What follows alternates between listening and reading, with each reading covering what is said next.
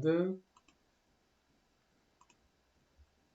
Então, a gente vai continuar então falando da climatologia, né?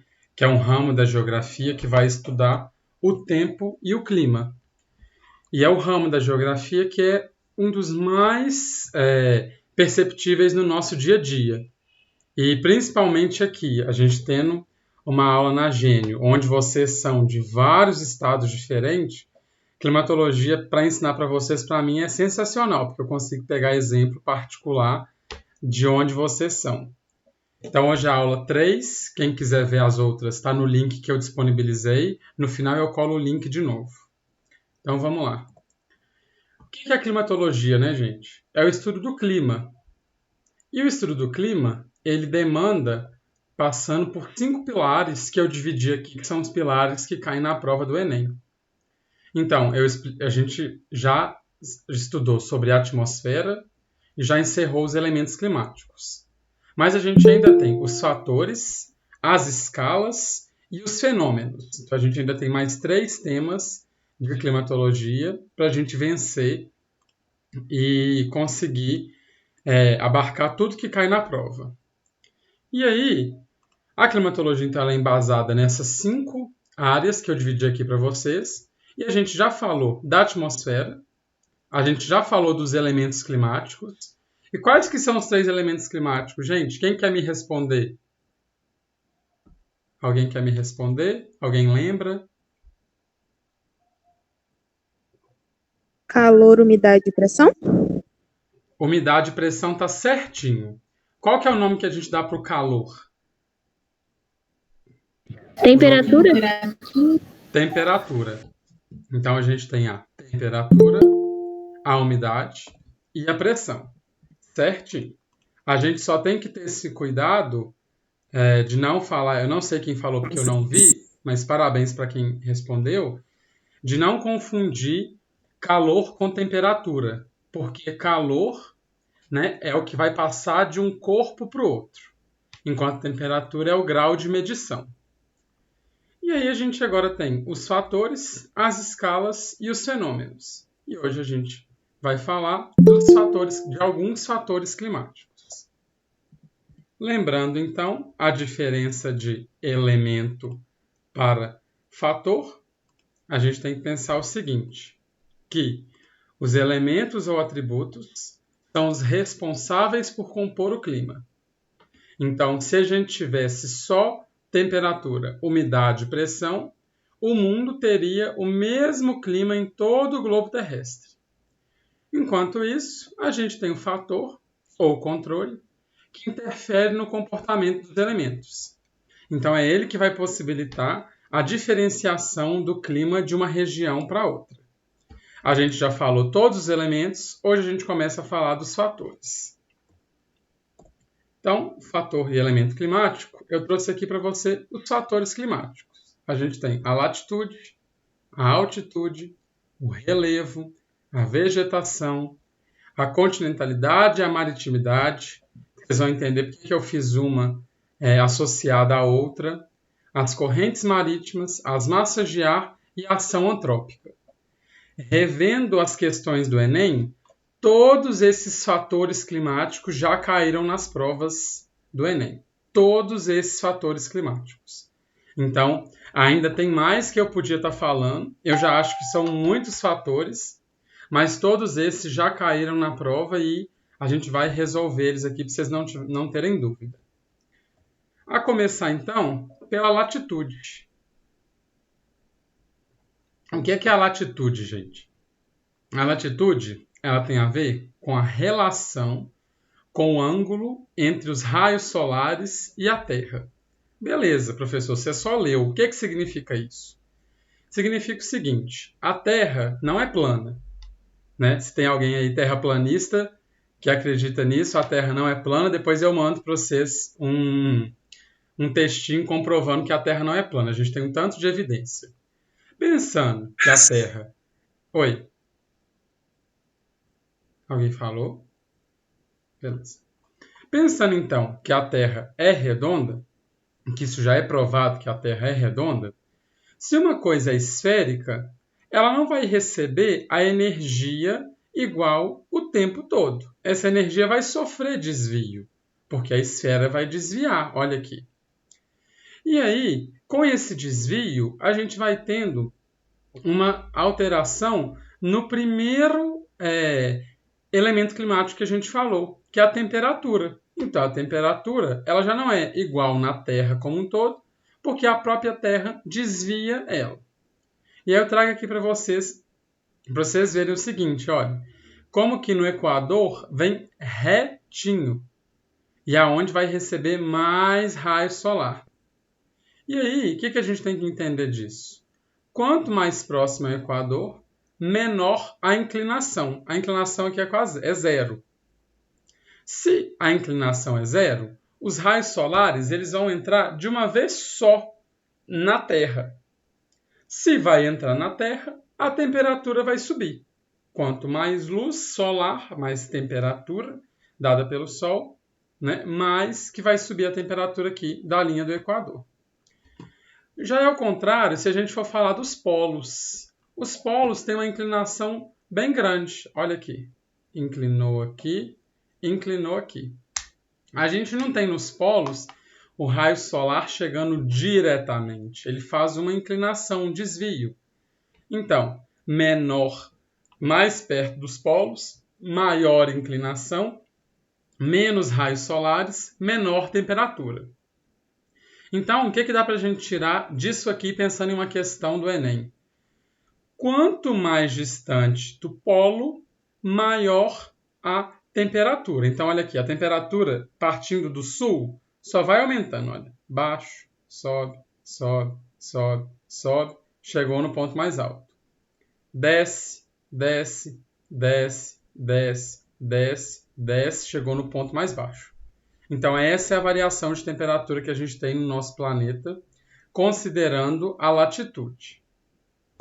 E aí, a gente tem 3 exemplos específicos, só para vocês verem que já foi questão de prova. Eu não sei qual aluna que falou assim, aqui vocês focam só no Enem? E aí a gente falou, sim, o nosso foco principal, o nosso foco, a Gênio Online, é para preparar vocês para o Enem. Mas essa questão já caiu em outra prova, se eu não me engano, na FUVEST. E ela também pode cair no Enem, porque o Enem adora imagem. Então eu trouxe para vocês essa imagem já esquemática. Olha o que isso quer dizer quando eu falo da inclinação. Quando o Sol está vindo em 90 graus no Equador, olha como que ele vem de uma vez só. Ele vindo de uma vez só, olha o tamanho das árvores. São árvores que eles estão representando aqui como árvores tropicais, as árvores do nosso país. Quando a gente tem uma inclinação média, a gente já tem... Oi?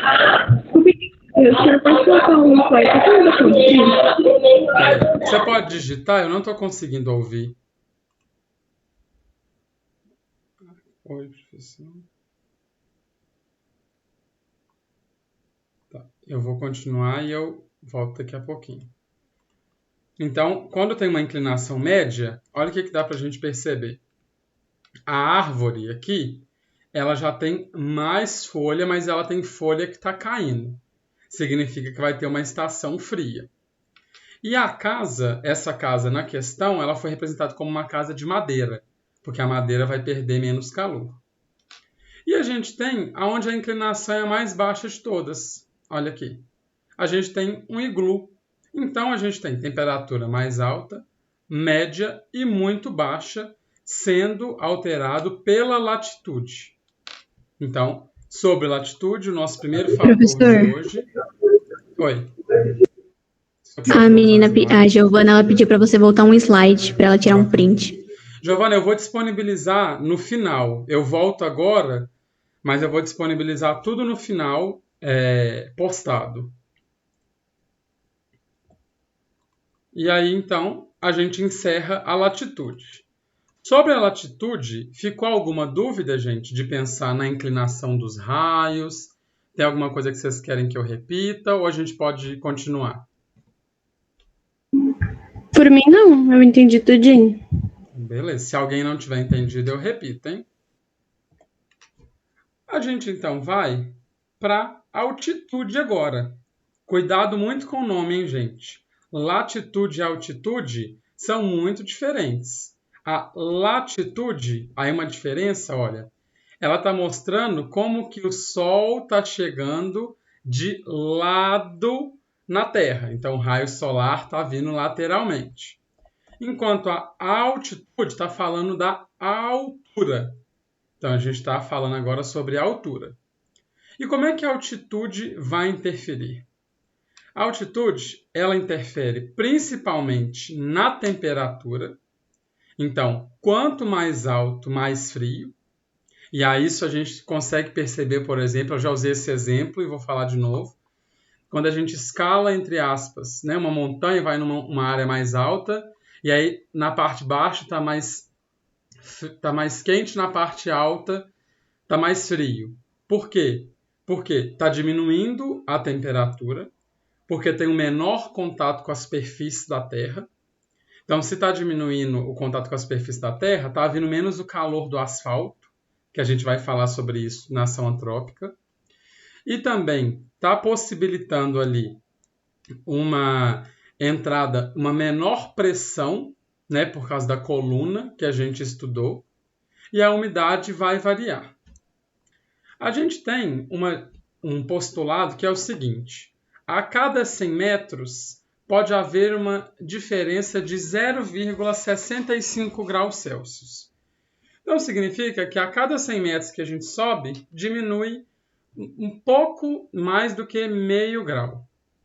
Por conta dessa distância da superfície que eu falei para vocês, então, o asfalto, as casas, eles vão influenciando menos.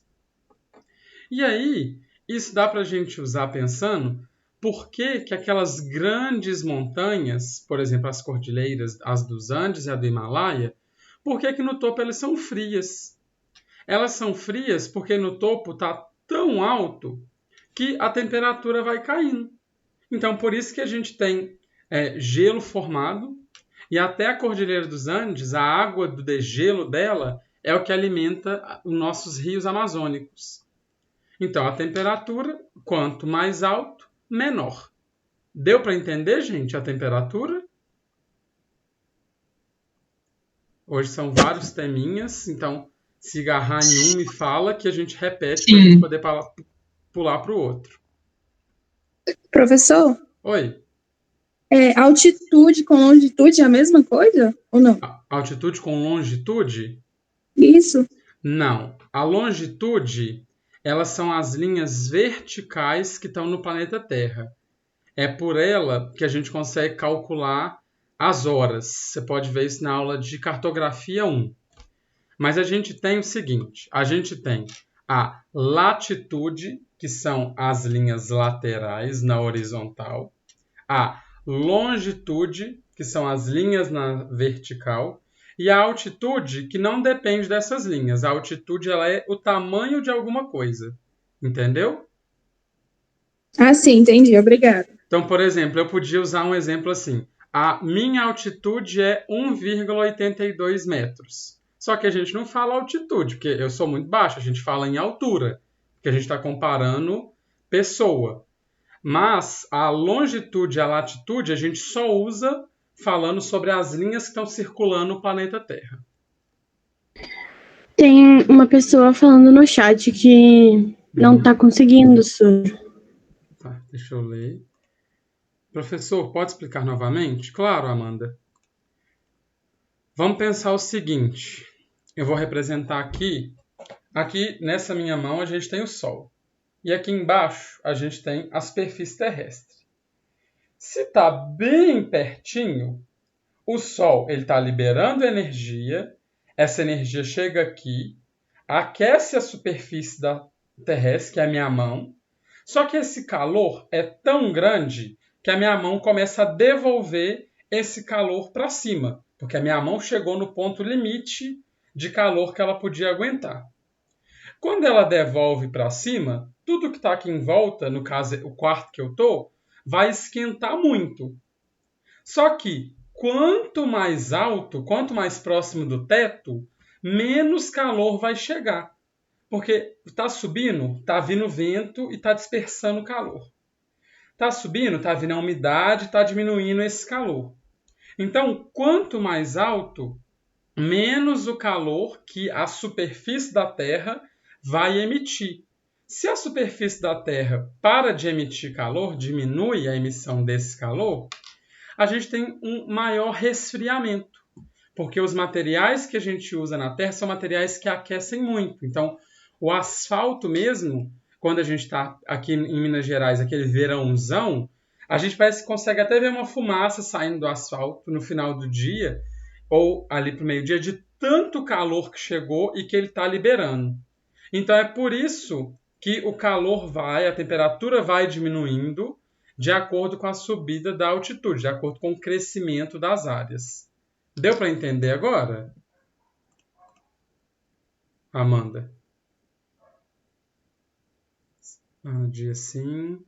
Qualquer coisa eu repito, hein, gente? Não tem problema, não. Então, seguindo, então a gente já falou da latitude e da altitude. Seguindo, a gente fala do relevo. O que o relevo interfere?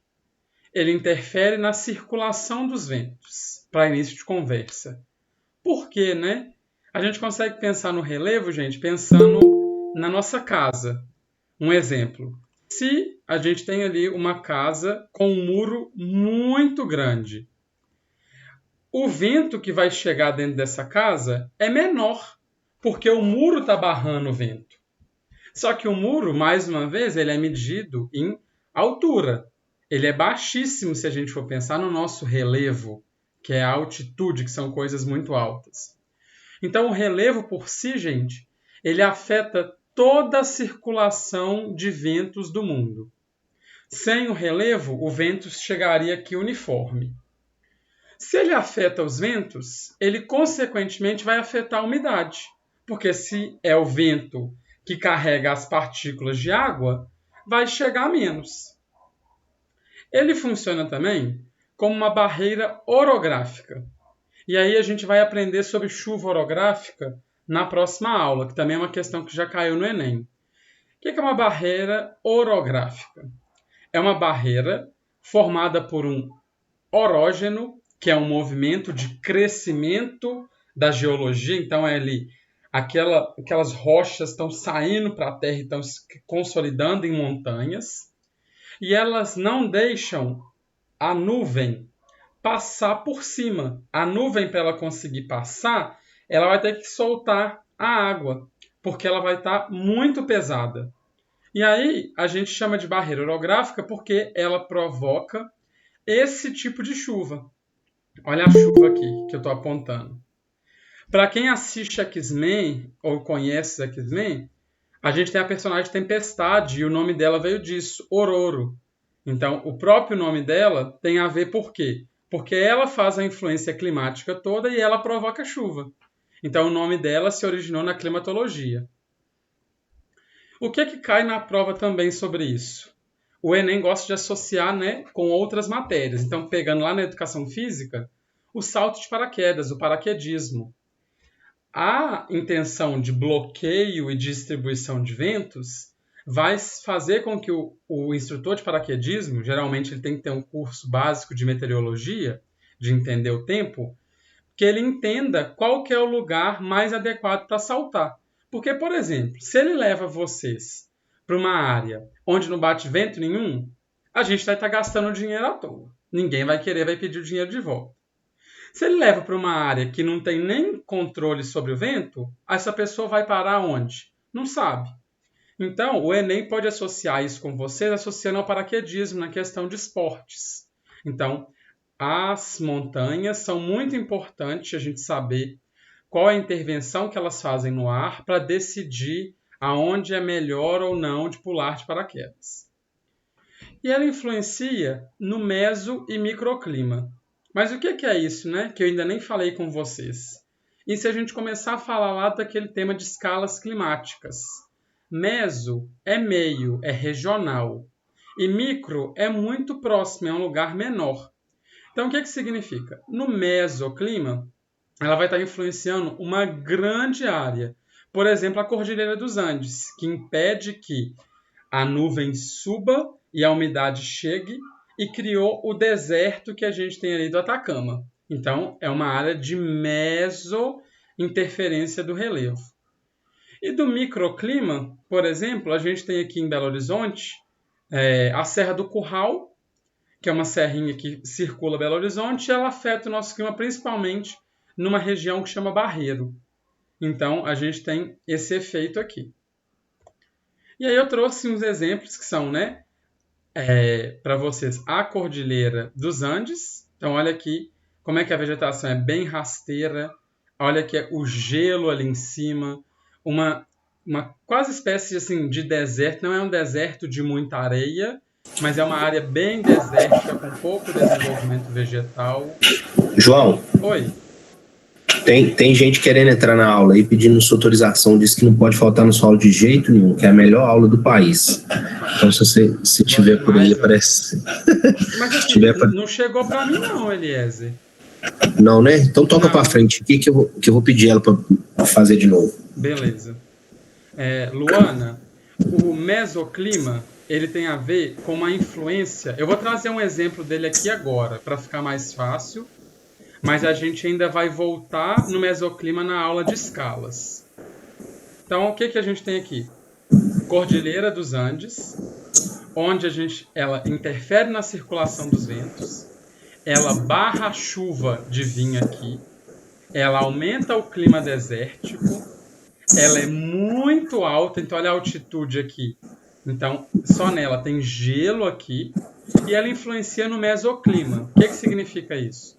Ela não está influenciando só uma cidade ou pouquíssimas cidades. Ela está influenciando, por exemplo, o Brasil e o Chile, que é uma área bem grande se a gente for pensar de extensão. Do mesmo jeito que ela deixa que a nuvem desague e vai chegando na Amazônia, ela impede que essa nuvem ultrapasse a cordilheira e chova no que a gente chama de deserto do Atacama. Então, o mesoclima é um clima de maior profundidade, é um clima de maior abrangência, ele vai pegar uma área maior. Alguém está com o microfone aberto? Ou sou eu, desculpa. Ah, não, beleza. E aí, a gente tem um outro, que é uma influência no microclima. É o Planalto da Borborema, que ele é do Nordeste, e ele também vai justificar, gente, vai ajudar a justificar sobre a seca, que a gente estava falando na última aula, da zecite, da seca, mas esse planalto também ele atrapalha, ele acaba gerando essa condição de seca, porque olha aqui, vem a umidade do mar, trazida pelos ventos alísios, que a gente estudou na última aula. O planalto impede com que essa umidade consiga subir. Olha a nuvem aqui desaguando. Então, a gente tem uma área bem vegetada aqui, uma área que vai chover mais, uma área que vai ter mais abundância em termos de plantação, é uma área costeira, e a gente tem uma área de mais seca. A gente tem aqui a depressão sertaneja, que é uma área mais baixa, e a gente vai ter mais seca nessa área aqui. Olha o vento seco descendo e chegando aqui. Então, aqui é uma influência no microclima. Deu para entender relevo, gente? Mais alguma dúvida? Eu posso passar para o outro tópico? Então, beleza. A aula de hoje parece que é muita coisa, mas é porque são muitos fatores. E todos esses já caíram no Enem. Então, se quiserem, eu repito. Se quiserem que eu fale de novo, eu repito tudo de novo. A gente tem, então, outro fator, a vegetação. A vegetação é o que a gente tem mais que tomar cuidado na prova. Porque olha isso que eu escrevi aqui, que é o que todos nós já sabemos. Um lugar que tem árvore interfere na temperatura e na umidade.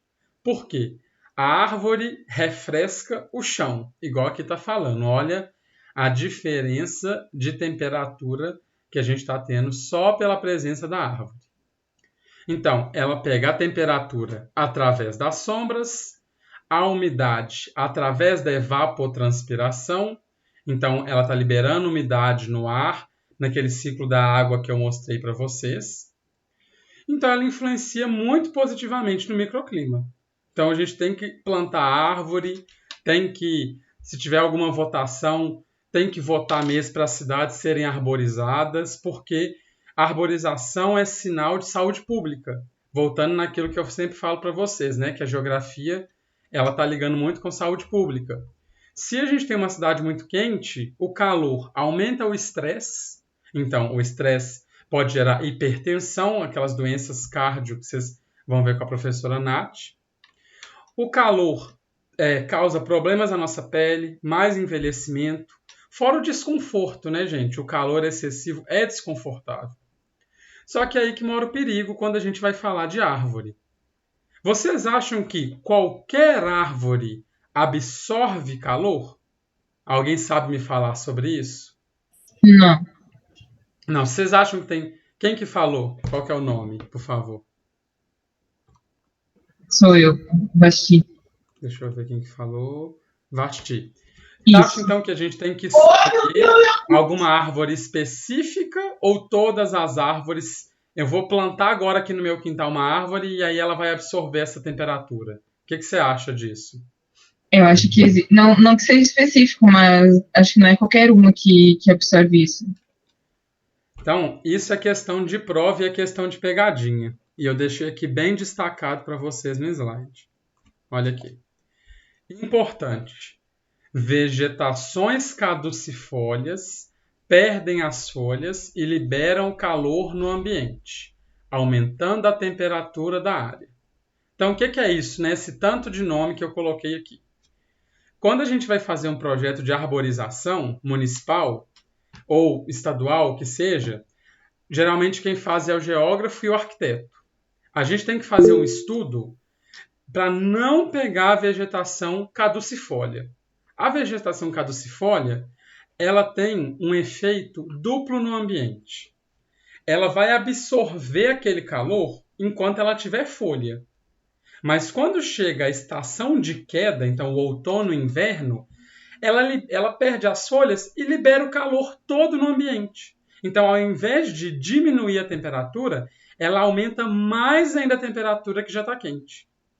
Então, a gente vai ter uma aula específica de vegetação com os nomes delas, mas é importante vocês frisarem esse nome, caducifólias. São árvores que vão perder as folhas e vão liberar esse calor no ambiente. Então, não são árvores adequadas para arborização, não são árvores adequadas para a gente fazer uma diminuição de temperatura. A gente tem que escolher todos os outros tipos, com exceção das caducifólias. Deu para entender, gente? Quais são esses tipos de árvore? Eu vou trazer na aula de vegetação os tipos Obrigada. de caducifólias para vocês verem, mas cairia no Enem assim, que pensando nas questões que eu tenho visto. Falando de um plano municipal de arborização, porque está sendo votada a lei de meio ambiente para isso, e falando sobre a presença da vegetação. Então, esse nome específico, caducifólia, é o que aparece para nós. Mas eu vou trazer umas espécies na aula de vegetação. Vou até anotar. Professor, essa vegetação, ela é, por exemplo, a típica da caatinga, não é? Ela é mais típica da caatinga. Exatamente. Da caatinga, porque vai perder as folhas, né? A gente também tem outros tipos, tem as adaptações de espinho, tem as adaptações de tamanho de folha, e eu vou mostrar tudo para vocês numa aula. Eu estou anotando aqui para não esquecer esses exemplos que vocês estão me pedindo. Então, espécies, que é os exemplos. Beleza. Deu para entender, gente? Então, como que a vegetação altera? Professor, Oi. e a relação do eucalipto? Porque fala que o eucalipto pega muita água. Como que é essa relação? Não, o eucalipto, para mim que trabalho, sou ambientalista e ainda estou fazendo geografia, pelo amor de Deus, não plante eucalipto pensando que vai causar algum bônus para o ambiente. Ele retira o máximo de umidade da área. Ele não é uma planta brasileira, ele é uma planta exótica. Ele foi trago para cá, plantaram ele porque ele tem um rendimento econômico muito bom, e a gente vai entrar na economia do eucalipto mais para frente. Mas ele faz isso mesmo. O eucalipto é o que a gente chama de deserto verde. A gente olha, vê por cima, por imagem de satélite, ou passa na estrada e pensa, nossa, que lugar mais lindo, que floresta mais bonita, aquelas árvores todas alinhadinhas. Mas é isso mesmo, ele, além de retirar a água do ambiente, então o ambiente fica bem seco, ele é tão competitivo, ele compete com outras espécies, que ele acaba matando até as gramíneas baixinhas que estão ali, porque elas não têm força para pegar água nenhuma e porque eles tampam a entrada de luz solar. Então, o eucalipto assim, é uma tragédia ambiental, se a gente for pensar em uma utilização de eucalipto numa área sem recuperar aquela área depois. É uma tragédia ambiental. Deu para entender sobre o eucalipto? Eu te respondi? Respondeu sim, obrigada. Por nada. Desculpa a revolta, viu? Mas o eucalipto me revolta muito. Então, continuando nos fatores climáticos, a gente vai avançar para a continentalidade e para a maritimidade, que são os últimos fatores que a gente vai abordar na nossa aula de hoje. O que é a continentalidade e a maritimidade? Vem do nome continente e vem do nome mar. O que a gente tem que entender isso? Buscando lá a aula de física da professora Yara que ela deu, porque a gente combinou essa parte junto. O continente, ele esquenta mais rápido e ele esfria mais rápido. Então, ele tem uma amplitude térmica bem maior do que o mar. Então, ao meio-dia, ele vai estar, às 6 horas da manhã, ele está bem frio. Ao meio-dia, ele está bem quente. Às 6 horas da noite, a temperatura já caiu bastante. Enquanto o mar, essa temperatura vai subindo mais devagar. E vai caindo também mais devagar. Pessoas aí que são de cidades costeiras devem saber muito mais isso do que eu. E aí, o que a gente precisa entender sobre isso? Que ele vai ter uma interferência na temperatura relacionada ao calor específico, que é a quantidade de graus Celsius para a quantidade de calor para aumentar 1 grau em 1 grama de um objeto. Então, o que significa isso para mim? Que eu quero que vocês saibam que é importante para a geografia. A gente tem que entender que a água tem um calor específico 1. E a continentalidade, o continente, 0,80. Então, isso já justifica para mim, olha. A água vai demorar mais para aquecer e vai demorar mais para perder. O continente vai aquecer mais rápido e vai perder mais rápido. E essa variação vai criando uma amplitude térmica. E aí, usando essa imagem aqui, olha o que a gente consegue perceber. A radiação solar, então, no oceano, ela tem fácil penetração. Por quê? Porque o oceano ele é límpido, né? Ele é claro. Então, ela vai passar ali na água e vai entrar. Só que tem tanta água e ela demora tanto para esquentar que o aquecimento é mais lento. E também, por a gente ter as correntes marítimas, que a gente vai falar na outra aula, isso impede que a gente tenha uma temperatura uniforme na água. Essa água vai o tempo inteiro se misturando. E aí, o que é que gera para a gente aqui nesse gráficozinho que vocês estão vendo? Olha, o oceano e a temperatura dele. Temperatura mínima do oceano e a temperatura máxima não tem uma amplitude tão grande. Em contrapartida, se a gente olha no continente, a gente tem uma mínima bem baixa e uma máxima bem alta, com uma amplitude maior. E o continente, ele funciona o contrário. A penetração é mais difícil. Só que ela é mais difícil porque a gente tem o asfalto, as casas, ela absorve aquilo ali. Então vai aquecer mais rápido. E não tem mistura nenhuma, né, gente? As casas não ficam girando. Ah, não. Agora, essa casa que recebe menos sol vai aparecer ali. Essa casa aqui que recebe mais sol, agora vai trocar de posição. Não. Os nossos pavimentos, nossas casas, ruas são todas fixas. Então, a nossa absorção de calor também vai ser fixa. E aí a gente tem, então, essa diferença de um para o outro. Deu para entender, gente, a diferença da continentalidade para a maritimidade? Então, beleza. Se não tiver entendido, eu repito. E aí, ela cria para a gente um fenômeno que é já caiu no Enem, acho que caiu 2 vezes na prova do Enem, que é a brisa marítima e a brisa terrestre.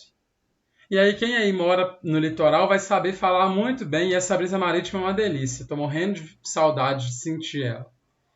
O que significa isso, né? É a interferência na temperatura e na pressão, pensando no continente e no mar. Então, o que é isso? A gente tem que pensar o seguinte. Durante o dia, a gente tem que o Sol vai aquecer mais devagar o mar e mais rápido o continente.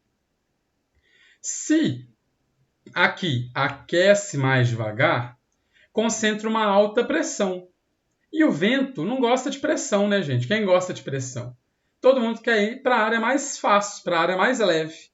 Então, vem para cá e cria uma brisa marítima, que olha como é que a árvore está indo para dentro do continente. E aí aquela brisa boa que a gente sente quando está na praia, descalço, comendo um camarão, está ali aproveitando durante o dia. E essa brisa, quando ela vem, ela tem uma importância ali para a manutenção daquele microclima da praia. Então, é um microclima que vai ter maior umidade. Então, às vezes a gente se sente pregando, né? Quando a gente está numa área dessa, porque a umidade está agarrando na gente com sal. E significa que a brisa está indo do mar para o continente. Então, ela está levando umidade para o continente. Só que de noite, aqui resfria mais rápido. Quando resfria mais rápido, o ar que estava aqui de boa durante o dia fica, não, eu não quero pressão. Ele volta para o mar. Nele voltando para o mar, a gente cria a brisa marítima. Então a árvore vai vindo mais em direção ao mar. E aí, geralmente, a gente tem noites, pelo menos nas praias que eu fui, que são noites mais abafadas, porque essa umidade está sendo toda mandada para o oceano afora. Ela está indo do mar para o oceano.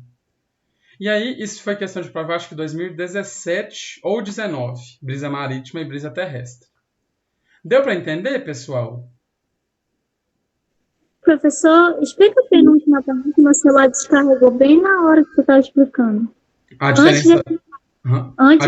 Pode falar. Uhum. 12. Você quer que eu explique o quê? Você pode digitar? Tá falhando aqui para mim. É o slide 12, professor. Slide 12. Beleza. Esse aqui. Tá. Eu tenho aqui nesse slide 12, que é a introdução do que eu falei da brisa marítima e da brisa terrestre. A gente tem a continentalidade e a maritimidade. A gente pode analisar isso pensando que ela vai interferir na temperatura e vai estar usando a aula da professora Yara sobre calor específico. Então, a gente tem que entender que a água tem um calor específico maior que o continente. Então, ela vai esquentar mais devagar, mas ela vai liberar a temperatura mais devagar também. Enquanto o continente esquenta mais rápido, mas também libera mais rápido.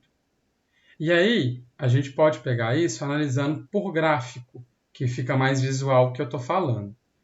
Então, a gente tem que entender o quê? Que o oceano ele tem uma penetração mais fácil, porque as luzes solares, os raios solares vão vir e vão passar direto, porque a água do oceano é clara. Só que, como a gente tem muita água e o calor dela específico ele é maior, vai demorar um pouco mais para aquecer. Além disso, a água não é estática. A gente tem várias correntes marítimas que eu vou trazer na próxima aula, e elas estão ali, naquele mar, naquele oceano, se misturando. E o que é que isso gera, então?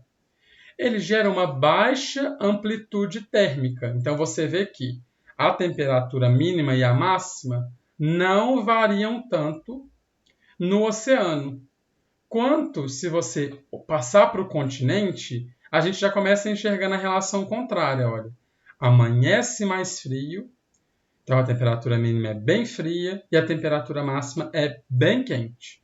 Porque o continente vai esquentar mais rápido e vai liberar mais rápido. Então, ele tem difícil penetração, ele tem um aquecimento rápido, porque os pavimentos, as coisas de concreto, asfalto, eles absorvem muito. E não tem mistura, né? Porque enquanto o mar vão vir várias correntes, as nossas casas não se misturam, né? Você não pode falar, não, minha casa está muito quente, tirar a sua casa da fundação e querer colocar ela numa área que vai estar mais fria. Não. Então vai causando ali uma prisão desse calor no continente. E aí gera para a gente a continentalidade e a maritimidade.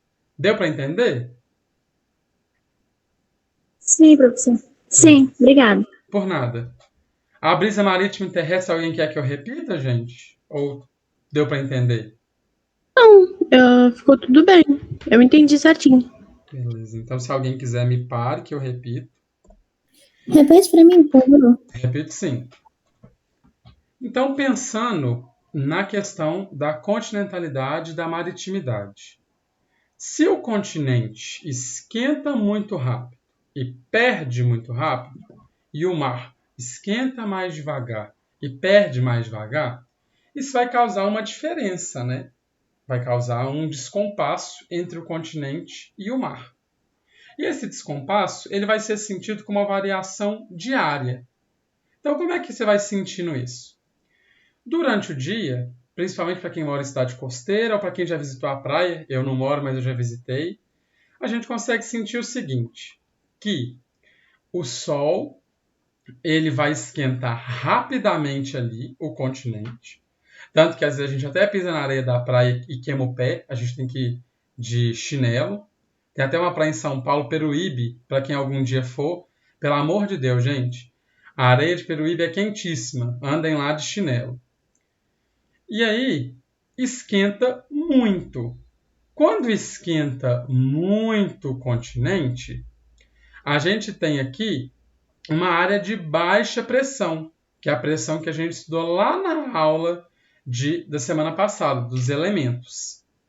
Quando tem baixa pressão, o vento, ele sempre vai, o ar, de uma área que está com uma pressão mais alta para uma área que está com uma pressão mais baixa.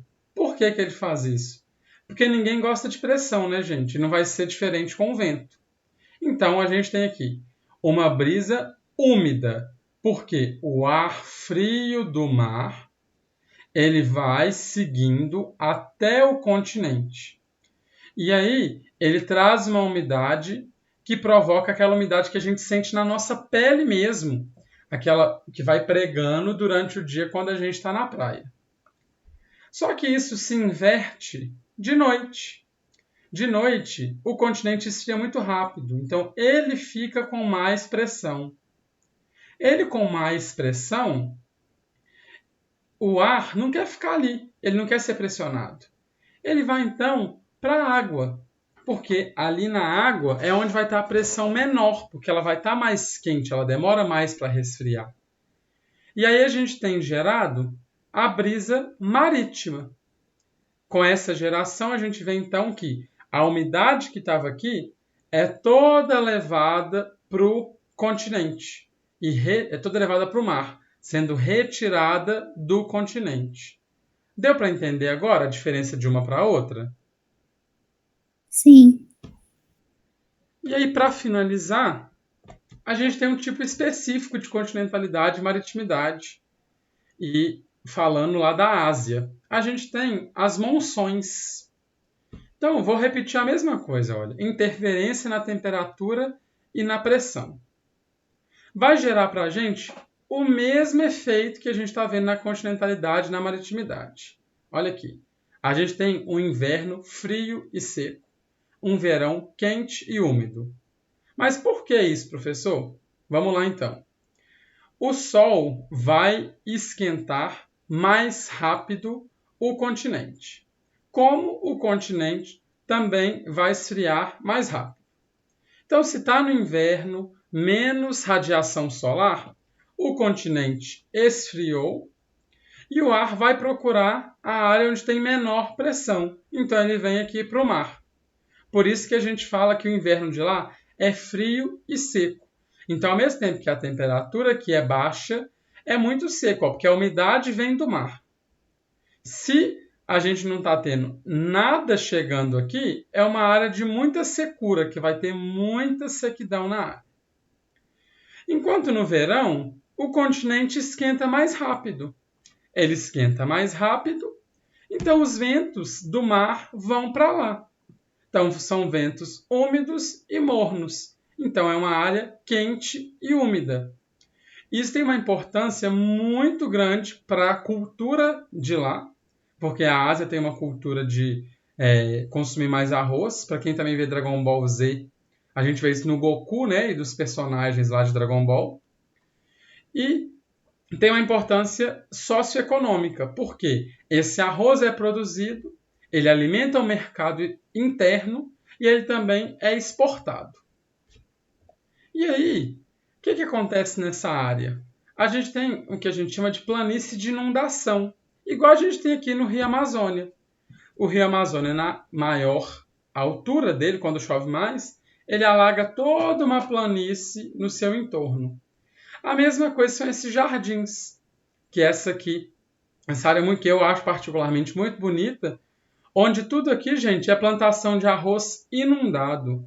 Então, a água sobe e cobre tudo isso aqui. Olha, isso aqui é tudo água do mar. E a gente dá o nome de agricultura de jardinagem. Por quê?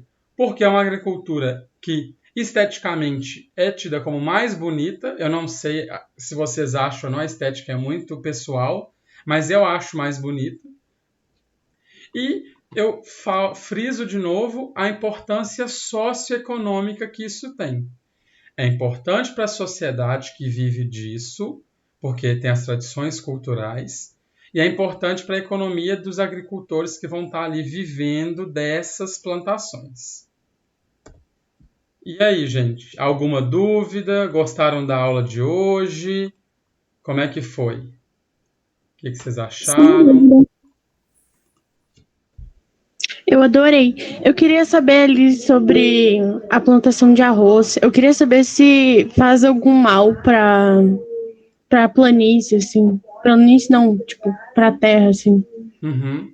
Olha, tudo que é feito sem controle faz mal para a natureza. Porque a natureza, naturalmente ali, já seria uma área inundável, já seria uma área que teria um desenvolvimento de vegetação. Só que se começa a plantar muito sem respeitar a área, em algum momento vai romper o equilíbrio e realmente vai fazer mal. Então, a gente vai ter ainda mais específico sobre impactos ambientais, que eu particularmente amo, gente. Essa parte de meio ambiente, assim, é comigo mesmo, que eu gosto bastante.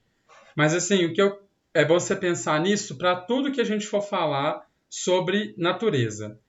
Na teoria, o nosso planeta é perfeito. Ele funciona, ele se equilibra, o vento vem, o vento vai, a plantação cresce. Ele se torna imperfeito quando nós, seres humanos, entramos em jogo e paramos de respeitar o tempo de recuperação daquela área. Então, assim, se aquela área fosse ser plantada só durante o verão, beleza, o verão são 3, 4 meses. Mas aí aqueles agricultores têm que ter um respeito naquela área no inverno, porque senão eles vão perder a nutrição que tem ali. Porque a nutrição, que a gente vai falar um pouquinho de fertilidade, ela não é só a água. Ela precisa da água e de vários minerais que estão ali dentro do solo. Então, assim, se você, Ana, fala, não, eu sou dona disso aqui, vou plantar o ano inteiro. Aí, acabou a época de arroz, você planta eucalipto. Planta eucalipto, planta feijão e planta um tanto de coisa. Você vai estar sugando todo o nutriente daquilo ali. Aí vai chegar a temporada de arroz, você vai falar assim, meu Deus, não está nascendo arroz nenhum. Por que não está nascendo? Porque tirou o máximo. Então a questão é sempre esse equilíbrio entre natureza e humanidade, sabe? A gente consumir com equilíbrio. João! Deu para entender? Beleza. Oi, professor. E aí, acabou a aula? Acabou. Aula encerrada. Gente, a aula do João é tão boa que ele consegue manter o pessoal todo até o final e E gasta até o tempo para frente.